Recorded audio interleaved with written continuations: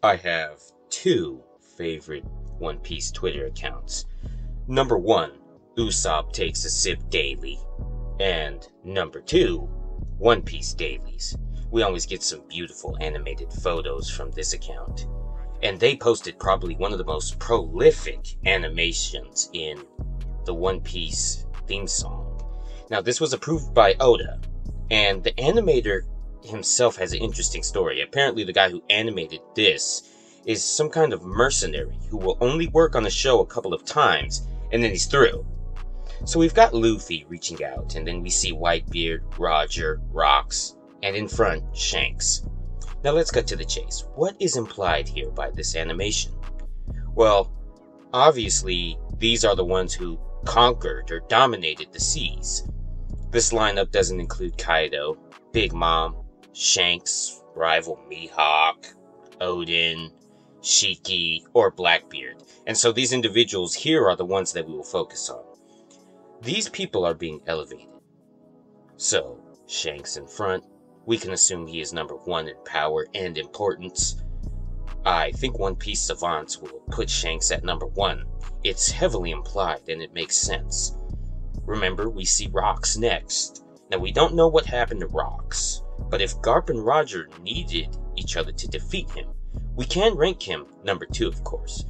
For his time, he was number one, and he was described as Roger's greatest rival. Now remember, Sengoku said that the world's strongest pirates were eliminated at God Valley, and Roger is still alive, so he wasn't counted as one of them. So if he was more powerful than Roger, we wouldn't know, because the government would cover that up. Then of course we get Roger himself. Now we know he sailed the Grand Line, found the last island. He mentioned defeating Big Mom to Odin. He fought Whitebeard many times. He fought Rocks. He is number three. Number two in importance, maybe, if you want Luffy number one. And then we have Whitebeard. He was described in Ace's novel as the man closest to the One Piece. Kaido mentioned that Whitebeard would have been able to stop him if he traveled to Wano and was willing to sacrifice his crew members.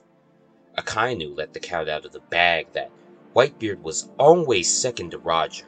That's a fact. And if you really want to be honest, Whitebeard lived until he was 71 years old, and he was visibly weak at Marineford. Now, Big Mom was estimated to be at least 9 years older than Whitebeard was when we met her, and she looked much stronger than Whitebeard. This is after having 84 children, and also, her crew is much stronger than Whitebeard's. If the Big Mom pirates go to Marineford, they clean house and rescue Ace. Big Mom could fight the admirals without being physical. She could just let Zeus and Prometheus handle it, then retreat. So where we put Whitebeard is strictly based on what part of his life you are referring to. Really, if we're talking about the days of the Straw Hats specifically, he's the weakest Yonko. These are the strongest in One Piece. I don't care about the list you put on Reddit. I don't care about the list you read on Twitter from your favorite theorist. As the story is written, the facts are Shanks is 1, Rocks is 2, Roger is 3, and Whitebeard is 4. When we get to 5, I'll argue with you all day, because at 5, you're saying that this is the 5th person to dominate the seas. And really after that, you'll have a hard time giving me anybody. Did Kaido and Big Mom really obtain that spot? Big Mom's territory and alliances give her an edge to me.